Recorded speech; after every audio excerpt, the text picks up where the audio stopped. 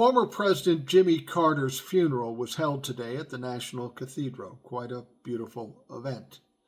There were family and friends and dignitaries.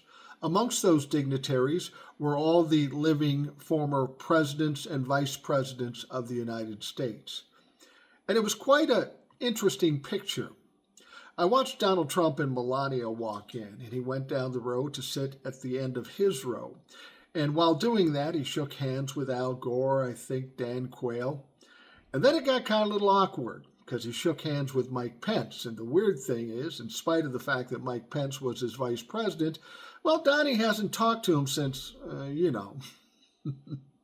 So he goes and sits down like a good boy, Melania on the end. Next come Barack Obama, and I don't believe Michelle was with him. Barack goes up and sits down right next to Donald Trump. Seemed a little ironic to me. They shook hands. They actually had a cordial conversation and smiled a bit. Couldn't imagine what those two will be talking about, but Donald Trump certainly had to be making a fool of himself. Then George W. Bush and his wife Laura come in.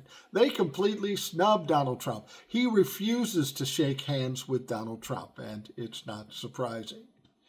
And then in the row in front of that was the current president and vice president. First, Kamala comes in with her husband. They sit down, completely ignore Donald Trump. They shook hands with some of the other people behind her, George W. Bush and such. And then Joe Biden and his wife, Jill, come in, and they sit down, totally ignoring Donald Trump. Donald Trump once said that he is part of a very small and exclusive group. That's true. He is. He's a former president of the United States. But the funny thing is, nobody else in that small, exclusive group likes that motherfucker. None of them have respect for that motherfucker. They all have disdain for him.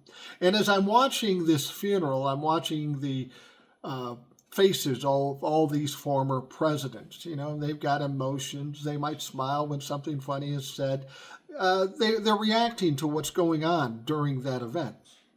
I look at Donald Trump. He's staring out into nothingness. This motherfucker is an absolute dolt. He has no emotions. I'm surprised he didn't fall asleep because it was a fairly lengthy service. I get frustrated and I get embarrassed when I look at Donald Trump as a former president. But it's even harder to deal with knowing he's going to be a future president. He is a stain on this country. He's a stain on the world, for that matter. And he's getting a second chance to fuck things up more. What I wouldn't give for somebody like Jimmy Carter, even if the economy wasn't good, just to have a good and decent president who was going to be honest with us. That'd be worth all the other slings and arrows we might have to go through. But now we get Donald Trump for the next 4 years, presumably. It's frustrating and it's embarrassing. I'm just angry about it. I'm sorry.